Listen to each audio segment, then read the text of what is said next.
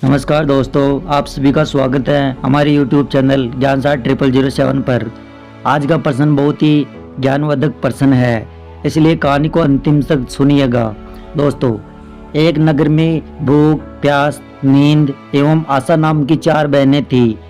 एक बार चारों बहनों में लड़ाई हो गई।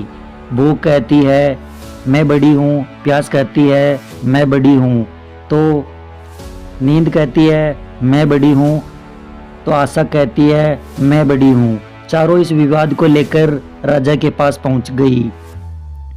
एक ने कहा मैं बड़ी हूँ, दूसरी ने कहा मैं बड़ी हूँ, तो तीसरी ने भी कहा मैं बड़ी हूँ, इसी तरह चौथी ने भी कहा मैं बड़ी हूँ। राजा ने चारों की बात सुनकर सबसे पहले भूख से कहा, भूख तुम बताओ तुम कैसे बड़ी हो।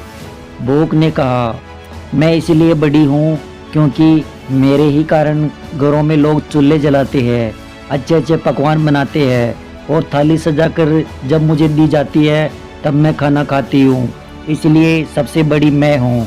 यह सुनकर राजा ने अपने सैनिकों को आदेश दिया कि जाओ पूरे राज्य में प्रत्येक कोने में घोषणा कर दो कि आज से कोई भी घर में भोजन नहीं बनाएगा। फिर देखते हैं भूख को जब भूख लगेगी तो वह क्या करेगी। पूरा दिन बीत गया, पूरी रात बीत गई। जब भूख सताने लगी तो वह इधर उधर भोजन की तलाश करने लगी। जब उसे भोजन नहीं मिला तो भूख के कारण भूख घर में पड़ी 3 दिन की बासी रोटी को खाने लगी। प्यास यह सब कुछ देख रही थी। प्यास तुरंत राजा के पास गई और बोली, हे राजन, भूख हार गई, वह घर में पड़ी बासी रोटी खा रही है, देखिए मैं बड़ी हूँ। राजा ने कहा, प्यास तुम बताओ तुम कैसे बड़ी हो। प्यास ने कहा, मैं हे राजन, मैं इसलिए बड़ी हूँ क्योंकि मेरे ही कारण लोग कुएं खुदवाते हैं, तालाब बनवाते हैं और घर में बर्तनों में पानी का संचय भी करते हैं, और जब बर्तन में पानी भरकर मुझे पानी दिया जाता है तभी मैं पानी पीती हूँ, इसीलिए मैं बड़ी हूँ।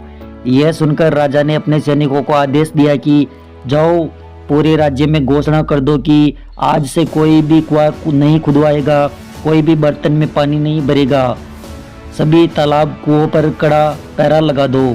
फिर देखते हैं प्यास को जब प्यास लगेगी तो वह कहाँ जाएगी, वह क्या करेगी। पूरा दिन बीत गया, पूरी रात भी बीत गई।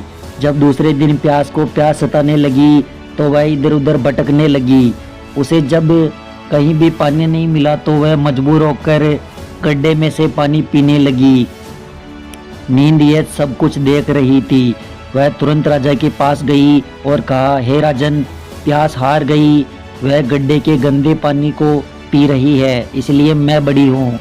राजा ने कहा, नींद तुम बताओ तुम कैसे बड़ी हो। नींद ने कहा, मैं इसलिए बड़ी हूँ क्योंकि मेरे ही कारण लोग पलंग बनवाते हैं, बिस्तर लगाते हैं, और जब बिस्तर लगाकर मुझे देते हैं तब मैं सोती हूँ, नहीं तो मैं नहीं सोती हूँ। राजा ने अपने सैनिकों को आदेश दिया, पूरे राज्य में घोषणा कर दो कि आज कोई भी पलंग नहीं बिछाएगा, उस पर बिस्तर नहीं डालेगा। नींद को जब नींद आएगी तो देखते हैं वह क्या करेगी। पूरा दिन बीत गया, आधी रात बीत गई। नींद को जब नींद आने लगी तो वह इधर उधर बिस्तर खोजने लगी। जब नींद को बिस्तर नहीं मिला तो वह मजबूर होकर उबड़ खाबड़ जगह पर ही सो गई। आशा यह सब कुछ देख रही थी। वह तुरंत राजा के पास गई और जाकर कहा, हे राजन, नींद हार गई, वह उबड़ खाबड़ जगह पर बिना बिस्तर के सो गई, इसलिए मैं ही सबसे बड़ी हूँ। राजा ने कहा, आशा तुम बताओ तुम कैसे बड़ी हो। आशा ने कहा, हे राजन, मैं इसलिए बड़ी हूँ क्योंकि लोग मेरे ही कारण काम करते हैं, नौकरी धंधा मजदूरी करते हैं, परेशानियाँ उठाते हैं, लेकिन आशा के दीपक को कभी बुझने नहीं देते। राजा ने ये सब कुछ सुनकर अपने सैनिकों को आदेश दिया कि पूरे राज्य में घोषणा कर दो, आज कोई नौकरी नहीं करेगा, कोई भी मेहनत मजदूरी नहीं करेगा, कोई काम धंधा नहीं करेगा, कोई आशा के दीपक को नहीं जलाएगा। तब देखते हैं आशा को आस जगेगी तो वह क्या करेगी, वह कहाँ जाएगी। पूरा दिन बीता, आधी रात बीती। जब आशा को आस जगी तो वह इधर उधर भटकने लगी, लेकिन चारों तरफ सन्नाटा था। सिर्फ एक कुमार दीपक के टिमटिमाते प्रकाश में काम कर रहा था। वह वहां जाकर टिक गई। कुमार ने देखा उसका सोने का दीपक, सोने की बाती और सोने का महल बन गया। जिस प्रकार कुमार की आशा पूरी हुई, उसी प्रकार आप लोगों की भी आशा पूरी हो, आप सभी लोगों की भी आशा पूरी हो और आशा के दीपक को प्रज्वलित कर कर्म करते रहे।